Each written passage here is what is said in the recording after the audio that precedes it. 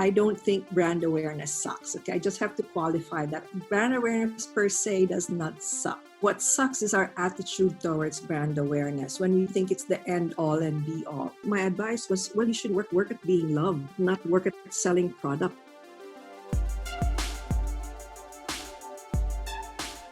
This seems to be an ongoing theme because my episode with AJ, it really shook me because I was asking him, okay, what's your definition of a brand? We were just trying to, how are you going to work on brand awareness if you don't really understand what a brand is, right? So that's the point. And he goes, a brand is an emotional relationship between me and the brand. And I'm like, dude, that is so good as a definition. But the problem with that is, between two people, it's even hard to have an emotional relationship with two people. So, it increases the challenge, but at least you know. And now you're saying, work on being loved. That is just, that is love is kind of an emotional connection. I don't think it's any different from human relationships. And there will be camps where you say, oh, come on, it's a can of soft drink. How can you love a can of soft drink? I think it's about, in a sea of parity, which brand do you feel more emotional resonance for? And I'm not giving fluffy gobbledygook, right? Let me be more specific. We're outdoors people. It doesn't look it, but we like going to the outdoors. And therefore, you could buy any 4x4 out there. It's the same function, the same amenities and functionalities. But there are certain brands that we have more affinity with because of perhaps heritage, because of perhaps the community puts to good use their vehicles and so on. So there are many variables at play. But let's simplify it. It doesn't have to be complicated. You're married, all right? You're married. Happily. And I'm happy to hear that because you can answer this question. How do you make your spouse, your wife, feel loved?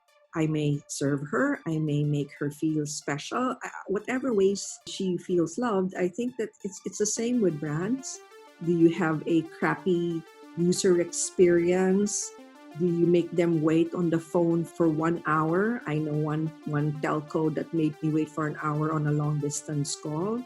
So lots of things like that. Just want to connect to that because I also read, and really, as an experience, again, being an advocate of brands, I can't even buy. I can't possibly buy it. Even if I could afford a Tesla, which is crazy, even if I could afford one, how do I charge the thing here in the Philippines, right? So one really simple definition, because I love how simple AJ put it, I love how simple you put it. Another definition that goes on top of that is make your brand a friend to the customer. The relationship that your brand and the customer should have is friendship. I'm like, friendship.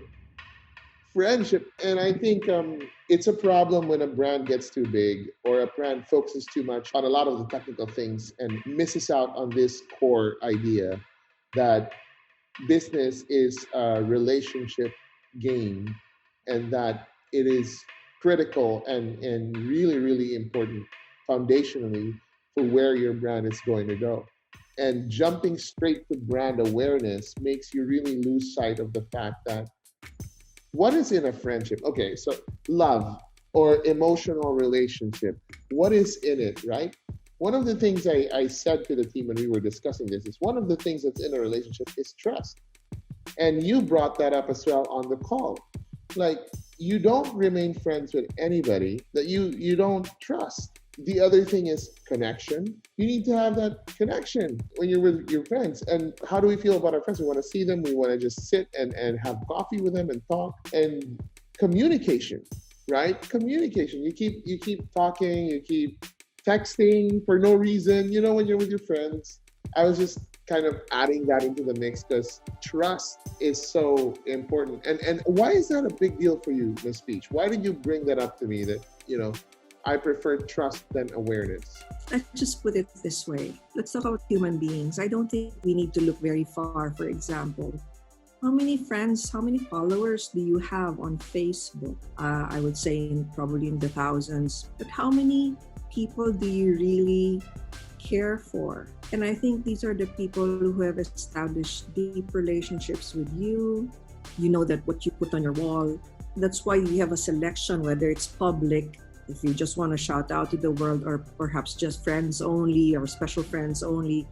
We have a tiering system of people we know, because the deeper we trust people, the closer they are to us and the more vulnerable we can be with them.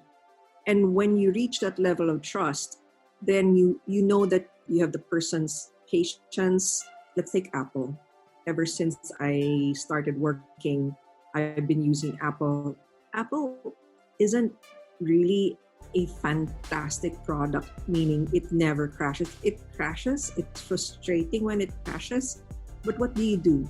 Okay, you don't get mad and say, next time I'll buy a PC. You just reboot and go on your merry way. you, you accept it. That's one of the things that's quirky about Apple. But then you buy the next model and the next model and the next model. And before you know it, you're buying the same brand of computers for your children and the same brand of phones. That's an enormous amount of trust. And any other brand? I mean, I thought it was always just Apple. well, you know what? I attempted to buy a PC, and let's just say that the experience wasn't so good. I had to replace the PC right after. But I think the point is, wait, I digress. Yeah. You were asking about trust. Yeah. You talk about Tesla. You are a distant lover of Tesla. A distant lover. If there's a matrix, it's high behavioral loyalty and high behavioral loyalty and low to high emotional loyalty. So you have high emotional loyalty but low behavioral loyalty for Tesla, meaning you admire it from afar, but for some reason you cannot drive the car. What you'd be called would be a distant lover. Apple is high emotional loyalty and high behavioral loyalty, as far as I'm concerned. We call that a happy marriage. So the metaphor alone tells you that if you're, as you said, happily married, that you will forgive. You will forgive certain infractions or missteps because you trust that brand completely or that person completely. And I'm not just talking about the negatives. It's also being delighted to be with this brand, delighted and very proud to be with this brand. You're an advocate and tell people how great this brand is. It's like you showing off your wife and saying, I'm so proud of my wife. She's the best cook and the best mother in the world. And that's what we're hoping to aim for. Now, true, if it's just bubble gum, I don't think you'll ever reach that level, right? Bubble gum is bubble gum. And that's the reason why it falls into commodity land. When there's no differentiation and there's no emotion. Rice is rice. Salt is salt. And once there's no more differentiation and no more meaning and emotion attached to it, then it's commoditized. Then it falls down the price path, and whoever's cheapest is okay.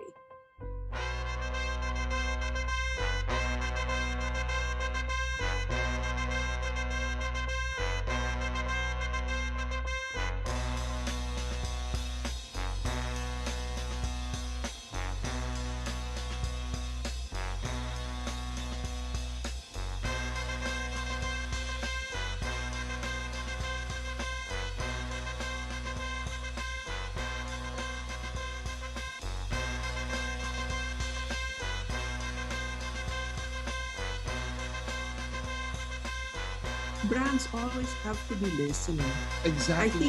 I think we like the sound of our own voice when it should focus on what are they saying more than what are we saying.